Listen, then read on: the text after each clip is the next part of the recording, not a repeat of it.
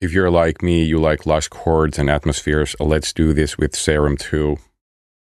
Alright, so Serum 2 is out. I've been learning it a little bit. It can do a whole lot. One thing I was doing is I was doing some chords. A lot of times I just create ideas and sounds that I just get a vibe going on with and just build a song around. So chords are often something that just I create a lot of. It seems to be something that gets me going. Let's try Granular thing on Serum. Let's do some chord stuff.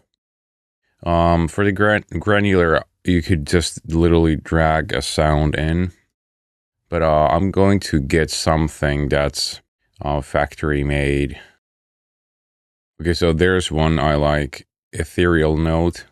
So let's play this guy. It's a pretty good starting point anyways. You want to get something that's fairly, let's say, tonal to get going. So let me first try and find a chord, something. It's a little high.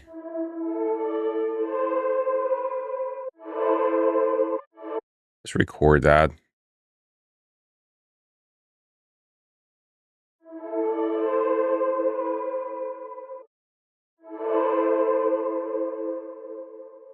Okay, let's go with that. So we have a chord. A lot of times I just slam my computer keyboard to create chords.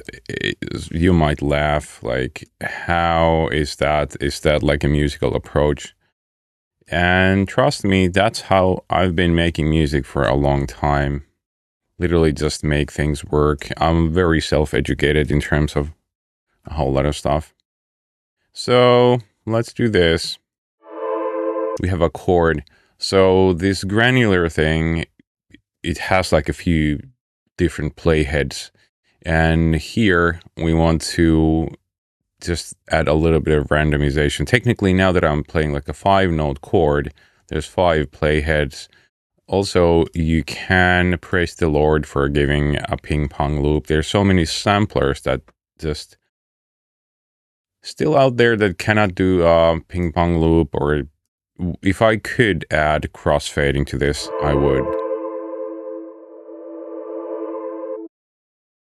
That's nice. Let me also loop this clip. So I would add a little bit of randomization to these features because there's the scanning. So the scanning here is like how fast the playheads are moving. That seems about right. Let me also make the clip like double length so it doesn't loop or restart all the time. So just adding a little bit of randomization to these features, you have these knobs below, like randomization for direction. So also density. Technically add a little bit of randomization to them all. The length of these grains and panning and level. So this is just a really nice way to create a bit of life so it's not so static.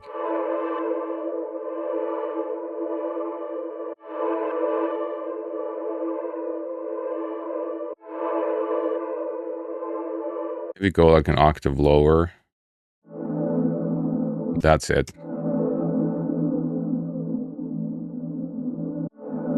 That's just beautiful. I love it. So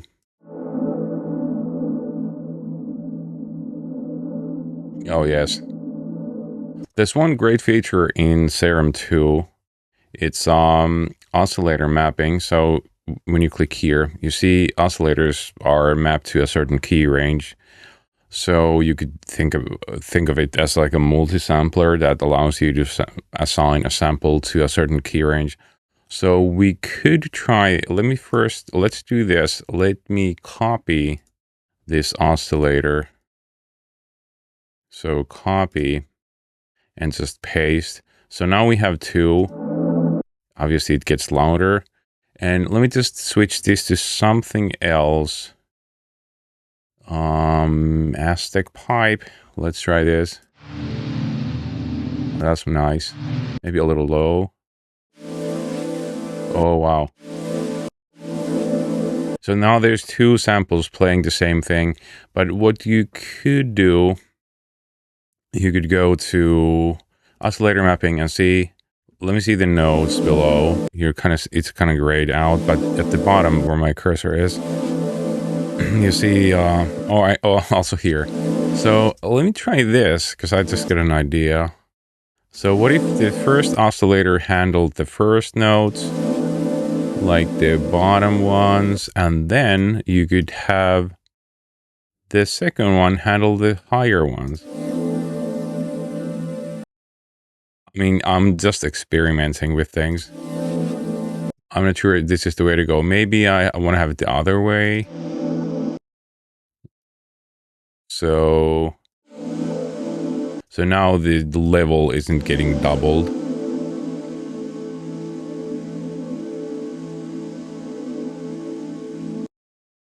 Okay, once more try. It's a little too much. This undo, praise the Lord. Once more, I'm cannot settle. I need some lows.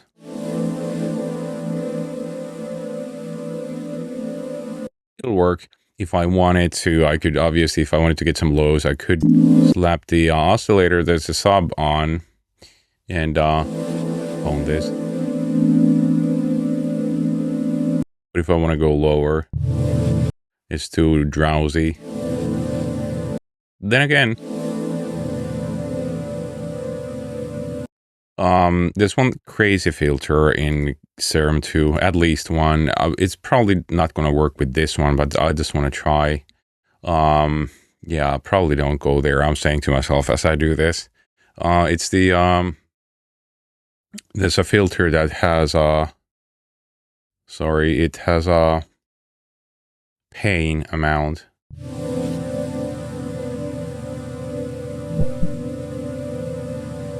I'm gonna turn the level down. There's a certain spot, like a really small spot here, that's just gonna go crazy.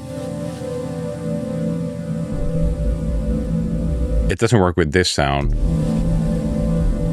We're entering like crazy territory. Let me actually revisit this real quick later, but yeah, it doesn't work with this. I'm gonna slap a little bit of reverb in. One thing I noticed about the reverb is it stops when you hit, like, when the play, like when you stop, when your DAW isn't playing. It's gonna give it a little bit of width and size.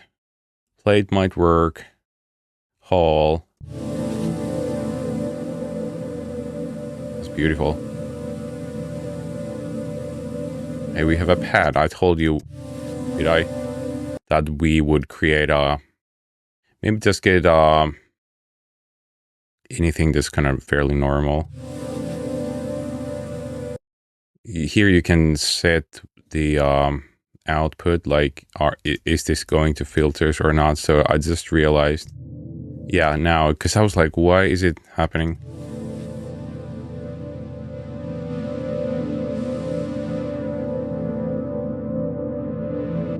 Well, we do have a pad. If I wanted to add anything like texture-wise,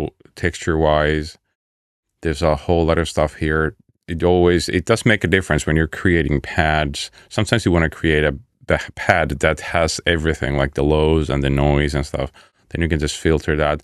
So obviously there is a whole lot here, so you can spend quite a bit of time to add anything. So you could just mindlessly browse. You could just not that.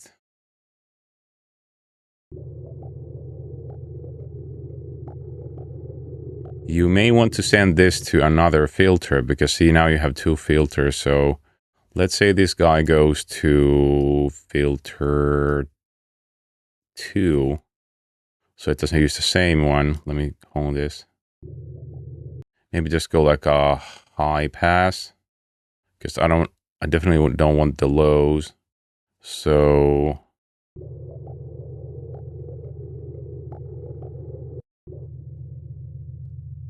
oh, the sub is still there. That's what I'm hearing, because I want to hear this in isolation.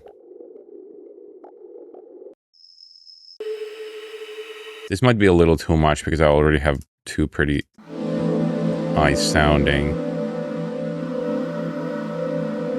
And again, it kind of works.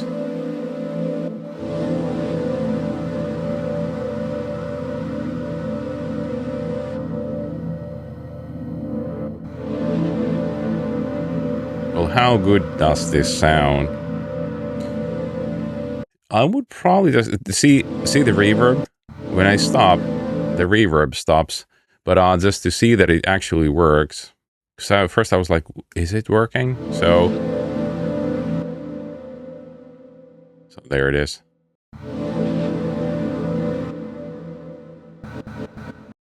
Sometimes I like to sample the reverb tails. You gotta obviously have like a beautiful tail to be useful, but what if I tried doing just that?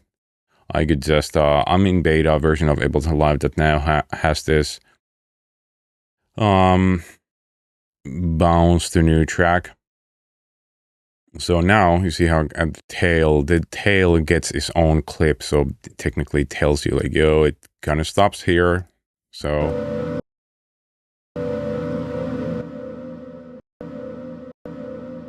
I might even, I'm not just exploring. So I could just take Serum 2 once again and slap the tail into it. Like you could go sample playback. Sorry, and you could even go, what if I go spectral and I slap the tail into it? I don't know if this is gonna work. Well, it gets something kind of nice. So what if I just, now you could set the scan speed.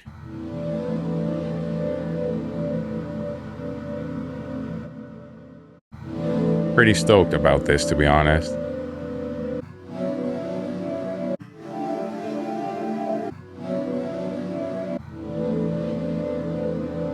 Hey, created something out of nothing. I love it. So I promised to show you this one filter. So let me just finish with that.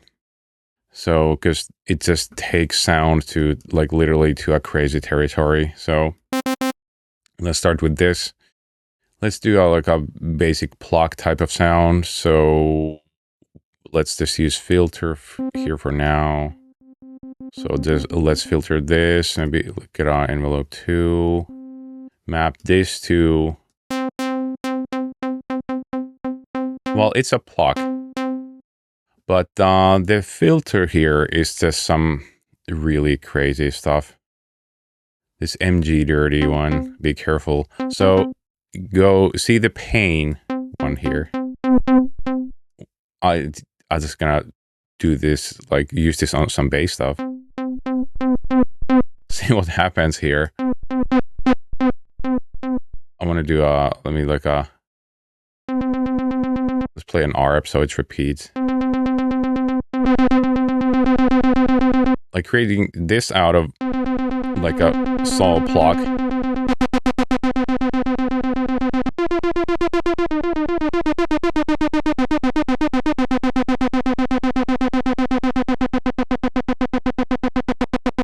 So do experiment with the pain MG dirty one. Anyways, let me know if you've been using Serum. I think it's great. Till the next time.